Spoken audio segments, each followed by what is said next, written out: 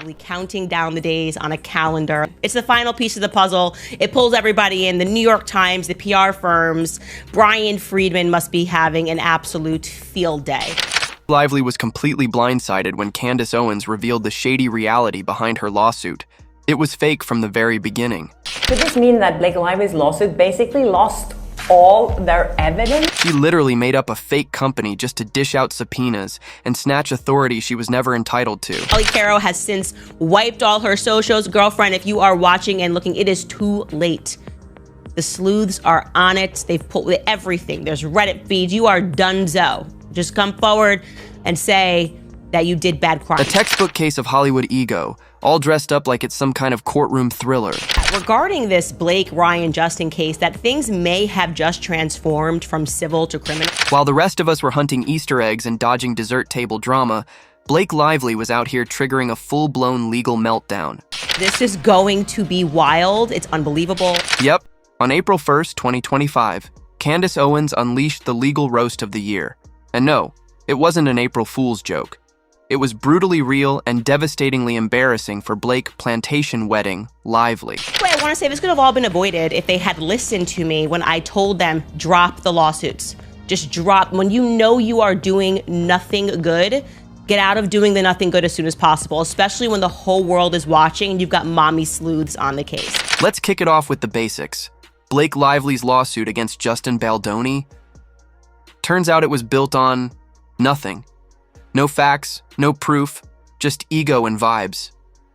Candace Owens didn't bother with foreplay. She dove straight in and called it what it was, a white-collar crime in heels. There were still some elements that didn't make sense, which is when Blake and Ryan began colluding with the New York Times, we didn't understand how exactly Stephanie Jones PR was able to give these messages to the New York Times ahead of time. And honestly, she nailed it.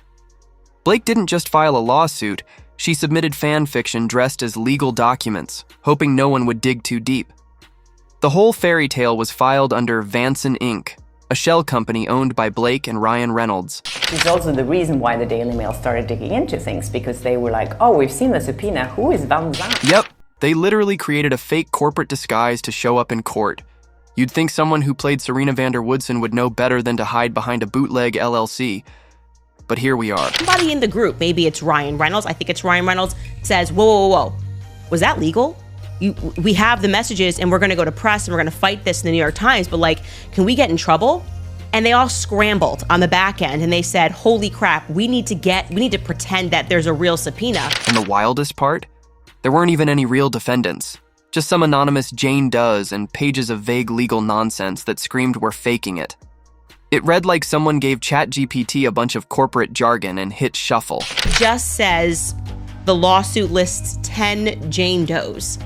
So they didn't list any defendants. It's just like anonymous 10 people that we're filing a lawsuit against. We are Van Zandt LLC. But oh, it gets worse. Turns out this ridiculous lawsuit was just a cover-up for shady stuff they'd already done. Blake's PR troll-in-chief, Stephanie Jones, had already snatched an employee's phone before the lawsuit even existed. I mean, we're talking like toxic relationship with your employer. It doesn't matter what the reason is that someone wants to leave. They want to leave, let them go. Goodbye, okay? You can't have this sort of a relationship. Jennifer Al, just trying to peace out from her job quietly, had her phone confiscated on August 21st, 2024. Yes, Stephanie Jones, with backup from security, a CEO, and her personal villain squad, pulled a move straight out of a mafia flick, not a PR office. But she was under a lot of pressure and she thought, well, does this mean she's gonna steal more clients from me? I made Jennifer Abel. No one leaves me and takes one of my clients. And here's the real kicker. The subpoena they claimed gave them permission? That came 41 days later, October 1st. So Blake's team sat on illegally obtained data for over a month while pretending it was all totally legit. At this point, even your sketchy cousin's side hustle looks more lawful than this. Before she's about to leave, Steph Jones calls her in. She's got a lawyer. She's got the, chief level. I think it was the CEO there. She's got security, and she's like, we need your phone because we have a subpoena that we're complying with. Let's unpack the ghost company Blake used to pull off this stunt, Vanson Inc. It was set up in Delaware, which is already a red flag since that's where every sketchy LLC goes to disappear. Even better, it listed its address as 888 7th Avenue. NYC, aka the same building where Blake and Ryan's management office is. Real subtle. Look at this. The plaintiff is Van Zandt Incorporated. This is an LLC that is owned by Blake Reynolds that nobody would have known to look for. We're going to get more into the details of that, right? Now brace yourself. Plot twist incoming. This company had zero real business activity. None. Except, of course, 2 random shipments to their Westchester mansion. Were they sending legal docs? Nope. It was fabric and doors. That's right. Vanson Inc.'s entire operation was basically a bootleg HGTV episode. Never wanted the public to find it, okay? They never wanted the public to find it. This is, again, they're trying to work backwards to legitimize something that they likely stole. So I'm going to read you directly from this sham lawsuit. And the cherry on top? The shipments weren't even under Blake's name. They used a fake alias, Molly Caro. Who's that? Blake's PR fixer from Vision PR, which just happens to be run by her longtime publicist, Leslie Sloan. So now we've got Stephanie Jones from JonesWorks PR and Molly Caro from Vision PR playing tag team cleanup. To pretend that she complied with it, but this was all being done backwards. She had already taken the phone, and that's why she never wanted to show anybody this subpoena, okay? That's why she was being weird, cagey, they wouldn't answer the lawsuit because they had hid it purposely because it's a sham. And it gets even messier. That same Molly Caro is connected to Taylor Swift's music videos, the ones Blake directed to prove she's more than just a Pinterest aesthetic. Now we've got 2 PR firms, a fake lawsuit, a fake company, a stolen phone, and a PR lady moonlighting as a video producer. Is this a lawsuit or a reboot of Pretty Little Liars? That fabric and doors was shipped to the name, because they probably don't want to put their name on it, Molly Caro. Okay, this is the only business action. If you go through Van Zandt Incorporated documents, it shows you that this was shipped to Molly Caro on behalf of... Oh, and by the way, Vanson Inc. has 0 clients. Not one. Its entire purpose seems to be subpoena laundering and hardwood floor delivery. Talk about a multitasking LLC. So they actually found a lawyer to give them advice and to tell them how to file a fake lawsuit so that they could use that fake lawsuit to pretend that they legally took Jennifer Abel's phone. So what did Blake do once she got her hands on that phone? Did she give it back? Did she not leak personal texts to journalists? Please. Instead, her team, led by Stephanie Jones, told Jennifer Al they were complying with a subpoena.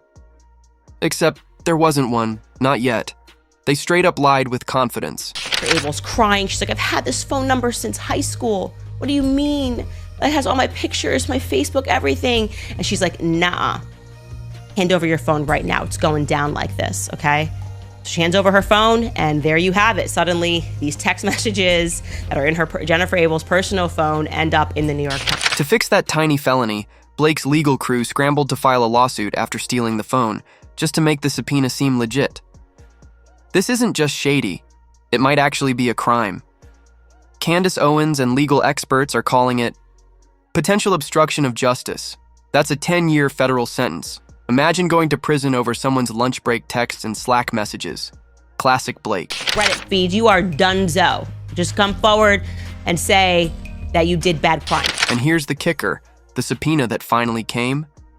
It wasn't signed by a judge, no court clerk, no notice to anyone involved, not even Justin Baldoni, the supposed main target. His name wasn't even on it. This thing was so low-key, it felt more like a sting op than a legal action. And in the Deadline article, Brian Friedman is actually commenting on this. He kept saying that there were no real subpoena involved in this. And that's why he was questioning how Blake Lively had gotten hold of all those text messages and emails. Brian Friedman, Baldoni's legal juggernaut, didn't hold back. He called the whole thing a flagrant abuse of process and a fictional lawsuit with no basis in fact or law. In lawyer speak, that's basically, this is flaming hot garbage. And honestly, he's not wrong. Brian Friedman is saying here that this whole sham lawsuit is a disgrace, it's unethical, and it's an abuse of the legal system. Blake Lively really tried to treat the legal system like a hairbrush in Gossip Girl. She slapped some jargon onto a document and thought it'd magically transform her PR meltdown into a valid court case. But when your evidence includes fabric, fake names, and a phone you swiped, it doesn't matter how many times Time magazine calls you influential, you're still walking into court dressed as a legal joke in designer heels.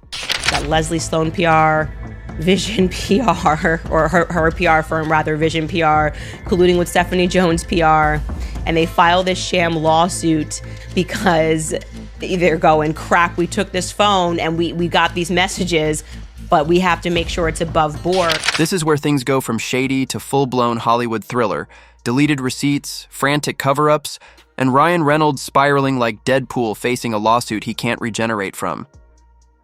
It's August 29th, 2024, just 8 days after Blake's PR enforcer Stephanie Jones snatched Jennifer Al's phone, and what does Ryan do? He sends Leslie Sloan a message so intense and cringe, you'd think he was texting a hostage negotiator. But Stephanie Jones complying with? What? There was no lawsuit. This went down in August, right? There was no lawsuit until December. What subpoena was she complying with? Don't talk to anyone. Stay silent. Don't speak to press. Bro, no one even asked. But thanks for writing your guilt in 4K. Candace Owens nailed it. She called it alibi crafting in real time. It's like Ryan couldn't help playing his own unreliable narrator. You know you're in deep when your first reaction is to muzzle your entire PR army before a single headline hits. Hey, it's Les, and I'm like, that's weird. And then Ryan goes through these like great lengths to be like, let's not respond to PR at all or engage. These are the messages. These were sent on August 29th, all right? This wasn't just some chaotic last-minute cleanup. It was strategic PR warfare. While Ryan Reynolds was busy texting his way through a legal crisis, Blake's influencer squad was already feeding stolen messages to New York Times journalist Megan Twohey like it was Sunday brunch. They didn't even blink. Those illegally snatched texts became the centerpiece of a smear campaign launched before the court could blink. PR first, law later. I think it was back in February, and I said, this is an alibi, okay? They had already done something very bad, and they were trying to work backwards in the event that their messages got subpoenaed. So that's August 29th. Let's now plug this in to the timeline so you realize like how caught Ryan and everybody is. Naturally, none of this behind-the-scenes scheming showed up in Blake's official lawsuit because even they knew it would scream bad faith. You can't exactly admit to hijacking the legal system for media manipulation, can you?